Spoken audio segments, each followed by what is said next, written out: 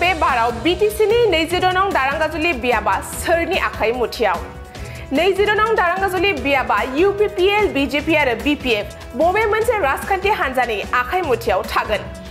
फैगौ बीटीसी बिसायख'थिखौ नोजोर होनानै बीटीसीनि 22 नं दारांगाजुलि बियाबाव मोनफ्रोमबो दोलोआनो मेल मिटिं खालामनानै बबेबा दोलोनिफ्राय बबेबा दोलोआव आखाइ गोरोबहैनाय आरो मोनफ्रोमबो दोलोआनो गाव गावनि दोलोखौ गोख्रों खालामनायाबो सोलिगासिनो दङ बेबायदिनो मैया मोनाबिलि समाव तामुलपुर जिल्ला लाइमोन यूपीपीएलनि अर्गानाइजिं सेक्रेटारि अन्जन बर'नि नखराव मोनसे जयनिं हाबाफारि जानानै थाङो तामुलपुर जिल्ला लाइमोन यूपीपीएलनि गाहाय नेहाथारि बानेश्वर बर' दारांगाजुलि ब्लक यूपीपीएलनि आफादगिरि राफेल दैमारि तामुलपुर जिल्ला आइजो गांखं यूपीपीएलनि लेङाइ आफादगिरि मायाबती ब्रह्ममोननि नुजाथिनायाव 100निबो बारा बीपीएफ दोलोनि मददगिरिफोरा यूपीपीएल दोलोआव हाबदों बे बाराव दारांगाजुलि बियाबाव यूपीपीएल दोलोआ देरहानाया रोखा आरो बीटीसीआव यूपीपीएल दोलोआनो हारसिङै सरकार दागोनखौ बुंथियो तामुलपुर जिल्ला यूपीपीएलनि गाहाय नेहाथारि बानेश्वर बर'आ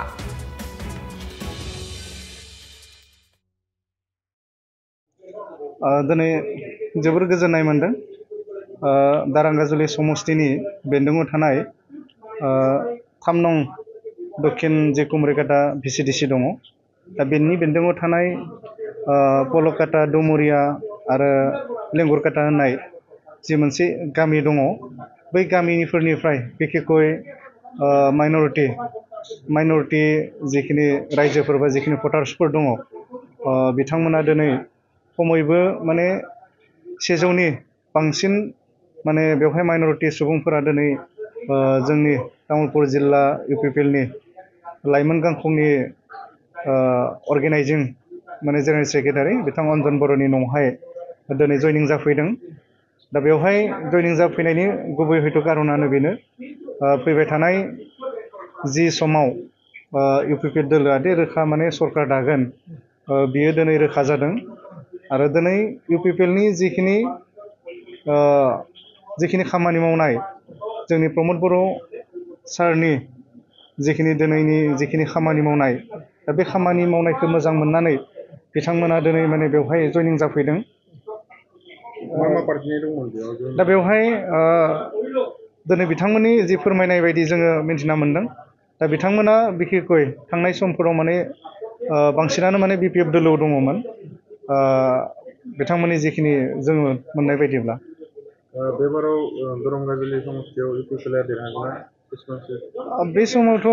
फैबाय थानाय जे सेप्तेम्बर दानावहाय बीटीसीनि जे इलेक्सन जानो थांदों बा जानो थांगासिनो दङ दा बेवहाय जोङो जोंनि यूपीपीएल दोलोनिफ्राय जे जोंनि जि देरहानाया रोखा जोङो 20,000निबो बांसिन भट मोननानै बे 100% माने देरहागोना दिनै माने रोखा जानानै दङ सोरखौ बिजाथि फसंगोन बेयाव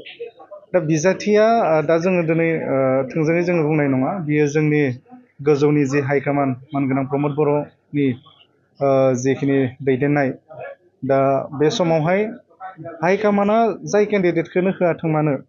जोङो बै केन्डिडेटखौनो जोङो सापर्ट होनानै जोंनि यूपीपीएलआ देरहागोना बे रोखा जानानै दङ दिनै समाव बर'आबो दि सासे दाबिदार दा बिथांनि जानानै नोंथाङा मा बुंनो सानो दा बियो समाजसो फोरमायसिगोन मानो होननानै बुङोबा दिनैनि समाव जिहेतु दोलोनि जिखिनि नीति आरो आदर्श दा बेजों लोगोसे जोङो बयबो गोरोबनानै जोङो दिनै खामानि मावगासिनो दङ आरो उननि समावबो जोङो बेखौ एखेलगे खामानि मावगोन आरो मानो होननानै बुङोबा दिनैनि समाव जोङो जोंनि यूपीपीएल दोलोआव जाय माने सुबुङानो माने फैयाथों मानो गोजौनि जिखिनि माने हाइकमान्डनि जिखिनि बिथोन लेखायै दा बै बिजाथियानो माने देरहागोना बियो रोखा जानानै दङ नोंथाङा गयबारियाव दाबिगोन नामा गयबारियाव दाबिनायनि जेबो बिदि खोथा फैनाय नङा मानो होननानै बुङोबा हयथ' बेबायदि बुंनायाबो माने सम्भब नङा मानो होननानै बुङोबा बेवहाय जोंहा मानगोनां बिटिआरनि चिफ प्रमद बर' बिथाङा दा बेनिनो सासे माने दैदेनगिरि महरै बिथाङानो खामानि मावगासिनो दङ आरो बिथांनि सायाव जोङो दिनै जेबो बुंनाय नङा टिकेट मोनोबा गोसो दं नामा नोंथाङा बिनि सायाव आं जेबो बुंथ'नाय नङा मोनबेसेसो बियाबाव देरहानानै नोंथांमोना सरकार दागोन दा दिनैनि जोंनि जिखिनि यूपीपीएल दोलोनि दिनै जोङो नुदों यूपीपीएल दोलोआव 40टा जिखिनि समस्ति दङ दा बै 40टा समस्तियाव जोङो जोंनि जिखिनि इउपिपिएल दोलोनि जिखिनि डाटा बा सेन्सास अनुजायै जोङो बावैसो सिगाङाव जोङो मोनसे डाटा हिसाब खालामदोंमोन दा 32टा माने 3200 जोंहा बुथ कमिटि दङ आरो बे 3200 बुथ कमिटिया फारफ्रोमबो बिथिङाव दिनैनि तारिखआव स्ट्रं दा बे लेखायै जोङो दिनैनि तारिखआव जोङो रोखायै नुनो मोनो जोङो माने फैबाय थानाय जि बिसायख'थियाव माने 25निफ्राय 30नि माने खम जानाय नङा दा बे लेखायै जोङो हारसिङैनो माने सरकार दानाया बियो दिनै समाव रोखा जानानै दं नोंथांमोनजों बिजेपि आरो एजेपिआबो एलायन्सआव दङ नाथाय फैबाय थानाय बिसायख'थियाव गावबा गाव गेलेगोन बेयाव माबायदि माबाफोर नोंथांमोननि माबा गेलेगोन नामा दा बेवहाय जोङो मोनसे खोथाखौ जोङो बुंनांगोन थांनाय 2020 मायथाइयाव जेब्ला जोङो फार्स्ट माने इउपिपिएल हिसाबै माने इलेक्सन गेलेदोंमोन दा बेवहाय जोङो हारसिङैनो गेलेखादोंमोन दा बेनिखायनो दिनैनि समाव गभर्नमेन्टखौ दानांगौनि खाथिराव माने दिनै मा जादों एनडिए गभर्नमेन्ट हिसाबै माने ओजोंहाय माने एनडिए बा भारतआवबो माने भारत गभर्नमेन्टआवबो माने एलायन्स इउपिपिएल बेराफारसेथिं माने आसामावबो जोंनि एजिपि बिजेपि आरो इउपिपिएल जि मोनसे एलायन्स माने एलायन्सनि गेजेरजों मोनसे दिनै गभर्नमेन्ट माने दागासिनो दङ आरो दिनैनि समावबो नैबे बिटिआर ओनसोलाव थांनाय समाव माने सरकार दानांगौनि जे खाथिराव जोङो बेखौ एलायन्स माने खालामनाय जादों नाथाय दिनैनि समाव फैबाय थानाय जि बिसायख'थि दा बिसायख'थियाव जोङो बेखौनो जोङो दिनै नुगासिनो दङ जोङो हारसिङैनो गुबुना जोंखौ